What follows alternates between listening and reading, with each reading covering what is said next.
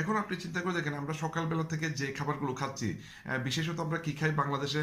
সকালবেলা রুটি, পরোটা, ডাল ভাজি, ঠিক আছে, এর নাইলে পাস্তা, হ্যাঁ, অথবা সাদা ভাত, হ্যাঁ, অনেকগুলো সাদা ভাত খেলাম, ঠিক আছে। তার মানে আসলে কোনোটা কিন্তু তেমন পুষ্টিকর খাবার না। এরপর দুপুরে কি খাচ্ছি? আবার ভাত খাচ্ছি, ঠিক আছে। এরপর মনে করেন বিকালবেলা নাস্তা করতেছি, আবার 11টার দিকে, সকাল 11টার দিকে তেলে ভাজা সমোসা খাচ্ছি, সিঙ্গারা খাচ্ছি, তেলে ভাজা খাবার খাচ্ছি। আবার বিকালের দিকে মনে করেন পরোটার সাথে চিকেন গ্রিল, চিকেন চাপ, হ্যাঁ, কাবাব, বিভিন্ন আইটেম খাচ্ছি, অথবা বার্গার খাচ্ছি, অথবা রাস্তার মধ্যে মানে ডুবো তেলে পুরি ভাজতেছে, পুরি দিয়ে আমরা মাংস খাচ্ছি। মানে যত অস্বাস্থ্যকর খাবার, এগুলো কিন্তু আমরা দিন দিন খাচ্ছি। বাংলাদেশের জনপ্রিয় খাবার কোনগুলো আপনারা একটু চিন্তা করে দেখেন, বর্তমানে বাংলাদেশের কোন রেস্টুরেন্টগুলোতে ভিড় বেশি, আপনি একটু চিন্তা করে দেখেন, তাইলে আপনি বুঝাবেন, ঠিক আছে। যত তেলযুক্ত খাবার,